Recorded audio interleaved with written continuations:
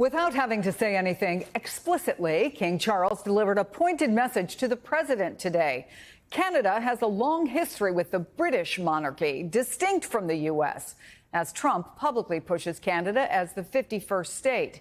The King's trip to the opening of Canada's parliament is the first by a British monarch in nearly 50 years and is widely seen as pushback against Trump's calls for annexation. The speech he delivered today was written by Prime Minister Mark Carney, who has previously told Trump Canada is not for sale. Today, Canada faces another critical moment. Democracy, pluralism, the rule of law, self-determination and freedom are values which Canadians hold dear and ones which the government is determined to protect. All Canadians can give themselves far more than any foreign power on any continent can ever take away. And that by staying true to Canadian values, Canada can build new alliances and a new economy that serves all Canadians. Joining us now, Ashley Parker, staff writer at The Atlantic and an MSNBC political analyst. Charles is somebody who doesn't usually get involved in controversial news of the day, but he certainly did seem to be sending a loud message to President Trump. How do you think the president, who has expressed a fondness for the royal family in the past, likely to view this, do you think?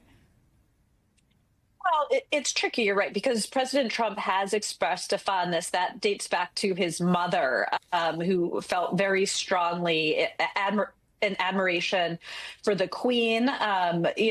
Trump was there for a state visit during his first term. King Charles, quite savvily, diplomatically, invited him very early on to return for a second state visit this term. What's interesting is it's very clear what King Charles is doing. It's a quite pointed diplomatic message, but in its own way, it's rather subtle in the sense that it is subtle compared to our president, right, who writes all caps Truth Social posts. He did not mention President Trump by name. He did not mention the very clear undercurrents of tariffs and, talked about annexation or making Canada a 51st state. So I think there is a world where if President Trump chooses to, he can sort of ignore this and not weigh in, but that doesn't necessarily mean he will have the discipline or self-control to refrain.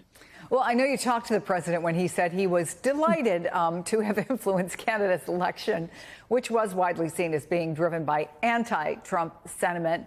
Is there anything in your conversations that suggests he would be willing to back off on these 51st state taunts? I mean, he seems to be the one who is taking it seriously and not pretty much anybody else.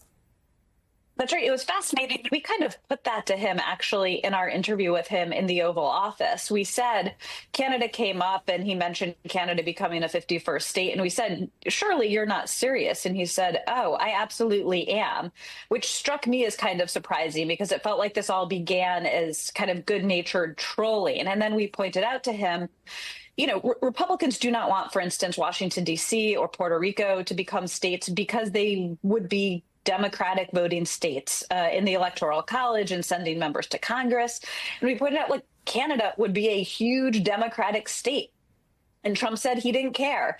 And again, that's when it came up that when he sort of got involved and became an inadvertent player in the Canadian elections, he kind of boasted that he had swung the elections 25 points to the Liberal Party, which, again, is not his party, is not the party where he agrees on policy. But that seemed beside the point. He seemed kind of proud just to have played such an outsized role. So I will say he does continue to say this, but of all the things he says, he doesn't seem to have real passion or oomph behind it. And there's very little talk that we've been able to discern behind the scenes with aides of just how he plans to make our neighbor to the north a 51st state. So he said he's understood. It seems quite unlikely still. Ashley Parker, always good to have you on the show. Thank you.